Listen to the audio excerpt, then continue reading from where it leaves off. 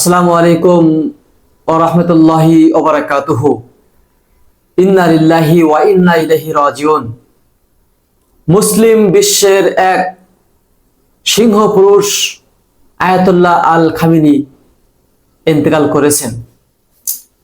Israel আমেরিকার যৌথ অভিযানে তারা নিকৃষ্টভাবে খামেনির বাসভবনের উপরে বোমা হামলা করে খামেনিকে হত্যা করেছে। এটা মুসলিম বিশ্বের এক বিরাট ক্ষতি। আমরা জানি যে আয়াতুল্লাহ আল খামেনি এমন একজন মুসলিম বিশ্বের নেতা যিনি কখনো ইহুদিবাদী শক্তির বিরুদ্ধে সংগ্রাম করে গেছেন। ইহুদিদের তিনি কোনো বিষয়ে আপোষ করেননি। খ্রিস্টানদের সাথে কখনো তিনি আপোষ করেননি। তিনি ইচ্ছা করলে ইহুদিদের সাথে খ্রিস্টানদের সাথে মিলিয়ে তাল মিলে তিনি আরো কিছুদিন বাঁচতে পারতেন, কিন্তু এই খামেনি তিনি কিন্তু এই আপোষ করেননি। তিনি ইহুদি ও খ্রিস্টান বিরোধী আপোষহীন নেতা। তিনি মুসলিম বিশ্বের এমন একজন নেতা ছিলেন যে ইসরায়েলের ঘুম হারাম ছিল, খ্রিস্টানদের ঘুম হারাম ছিল। কখন না জানি খামেনির নির্দেশে পরমাণু হামলা হয়। আর আজ তারা মধ্যপ্রাচ্যের কিছু দালাল ইসলামী রাষ্ট্রের সহায়তায় তারা হামলা করেছে ইরানের উপরে।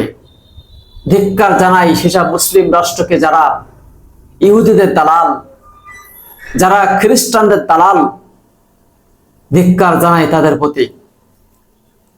আজ মুসলিমদের কারণেই ইহুদি নাসারারা এত বাড়ন্ত হয়েছে। তারা যাকে ইচ্ছে তাকে খুন করছে, যাকে ইচ্ছে তাকে তুলে নিয়ে যাচ্ছে। আমরা জানি কিছুদিন আগে নিকোলাস মাদুরাকেও তারা রাতের আধারে তুলে নিয়ে আমেরিকার কারাগারে বন্দী করে রেখেছেন। আমরা বাংলাদেশ থেকে জাতিসংঘের কাছে আবেদন করতে চাই যে ইসরায়েল এবং আমেরিকার বিরোধী কোনো কথা বললে জাতিসংঘ ফুঁসে ওঠে। আর আজ মুসলিম বিশ্বের একজন ধর্মগুরু আয়াতুল্লাহ খামেনির যে হত্যা করেছে, তারা জাতিসংঘের কোনো হস্তক্ষেপ নাই। অতএব জাতিসংঘে যত দ্রুত সম্ভব এই বিষয়টাকে বিচারের আওতায় আনতে হবে। আমেরিকা মুসলিম বিশ্বের এক মহান নেতাকে ভয় পেতেন, সেটা হলো আয়াতুল্লাহ আল খামেনি। এজন্য তারা রন্ধে রন্ধে গোয়েন্দা তৎপর সিস্টেমের মাধ্যমে আয়াতুল্লাহ আল খামেনিকে সপরিবারে হত্যা করেছে। মধ্যপ্রাচ্যের যারা মুসলিম মোড়ল আছেন তারা হাসি বন্ধ করেন। আপনাদের সময় কিন্তু খুবই খারাপ, এতই খারাপ যে খামেনির চেয়েও কিন্তু আপনারা বেশি বিপদে পড়ে যাবেন। একটা গরু জবাই হয়েছে আর পাশে খাসি ঘাস চাবাচ্ছে আর হাসছে যে এড়ে জবাই হয়েছে। খাসি, তুমিও মনে রেখো যে তোমার একটু পরেই সন্দেহ হচ্ছে তোমাকেও জবাই করা হবে। আজ 57টি মুসলিম দেশ থাকা সত্ত্বেও তারা মুসলিম বিশ্বের একজন অন্যতম ধর্মগুরুকে তারা হত্যা করেছে। অথচ এই মুসলিম বিশ্বের এখনো কোনো নড়াচড়া নেই। সবাই যার যার জায়গা থেকে ফেসবুকে স্ট্যাটাস দিচ্ছে। সি সি সি মনে করেন না যে আমরা পার পাবো ইহুদি এবং আমেরিকার হাত থেকে, কখনো পার পাবেন না। এখন থেকে এই মধ্যপ্রাচ্য ইহুদিদের আন্ডারে চলে যাবে, নাসারাদের আন্ডারে চলে যাবে। তখন বুঝবেন, যদি আপনারা খামেনির হাতে হাত রেখে যদি ইহুদি বিরোধী সংগ্রাম করতেন, খ্রিস্টান বিরোধী সংগ্রাম করতেন, তাহলে আধিপত্যবাদ বিস্তার করতে পারতেন না ইহুদিরা, নাসারারা। শুধু সময়ের অপেক্ষা। যারা আপনারা হাত গুটিয়ে বসেছিলেন, এবার আপনাদের পালা। কারণ ইহুদি ও নাসারারা চায় সমগ্র বিশ্বের মুসলিমকে তারা নিধন করবে। তারা চালিয়ে পুড়ে ছারখার করে দিয়ে এই বিশ্ব থেকে মুসলিম নিধন করার জন্য তারা আপ্রাণ চেষ্টা করছে। কিন্তু আপনি শুধু নিজের স্বার্থের উপরে অবিচল থেকে আপনি কোনো কর্তৃত্ব নেতৃত্বের দিকে আসেন নাই। মুসলিম বিশ্ব কিভাবে সংরক্ষণ হবে মধ্যপ্রাচ্যের মুসলিম শাসকরা একবারও ভাবেন নাই। সুতরাং মনে রাখেন, মধ্যপ্রাচ্যের মুসলিম রাষ্ট্রগুলির প্রধানগুলি আপনাদের ঘুম খুবই শীঘ্র হারাম হবে। কারণ ইতিমধ্যে ইসরায়েলি সেনারা মধ্যপ্রাচ্যে মহড়া দিচ্ছে। তারা আধিপত্য বিস্তার করবে মধ্যপ্রাচ্যে। তারা এতদিন মধ্যপ্রাচ্যে তারা আধিপত্য বিস্তার করতে পারতেন না, শুধু ইরানের ধর্মীয় নেতা আয়াতুল্লাহ আল খামেনির জন্য। সুতরাং সেই খামেনিকে তারা শহীদ করেছেন পবিত্র রমজান মাসে। এর পরেই আপনাদের পতন শুরু হবে। হ্যাঁ, যদি মধ্যপ্রাচ্যের মুসলিমগুলো আপনার দালালি করেন, মুনাফিকি করেন, তাহলে কোনো ক্ষতি হবে না। কিন্তু পরকালে আপনাদের আল্লাহর বিচারে কাঠগড়ায় দাঁড়াতে হবে যে মুসলিম বিশ্বের এত বড় ক্ষতি করলো, আপনারা কোনো প্রতিবাদ করছেন না। ইহুদি নাসারারা যৌথভাবে মুসলিম বিশ্বের উপরে হামলা করছেন। ফিলিস্তিনের উপরে হামলার করার একমাত্র বলিষ্ঠ কণ্ঠ এবং প্রতিবাদকারী ছিলেন আয়াতুল্লাহ আল খামেনি। তিনি ফিলিস্তিনের হামলাকে সহ্য করতে পারতেন না, কিন্তু আরাবিয়ানরা সহ্য করতে পারতেন। খুবই দুঃখের বিষয়, এই আয়াতুল্লাহ আল খামেনি শিয়া হয়েও ফিলিস্তিনি মুসলিম ভাইদের জন্য যা করেছেন, এটা ইতিহাসে বিরল। সুতরাং এখনো সময় আছে।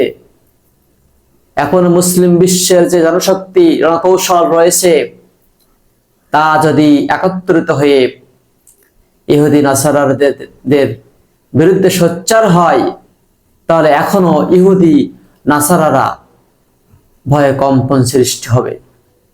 সুতরাং আর ঘুমিয়ে থাকেন না, একটু অনুধাবন করার চেষ্টা করবেন যে মধ্যপ্রাচ্যের তেল সম্পদ আমেরিকা ইসরায়েল উঠিয়ে নিয়ে যাবে, কিছু বলার থাকবে না। মধ্যপ্রাচ্যের খনিজ সম্পদ আমেরিকা ইসরায়েল উত্তোলন করে নেবে, কথা বলতে পারবেন না, কারণ আপনাদের সেই হিম্মত নাই।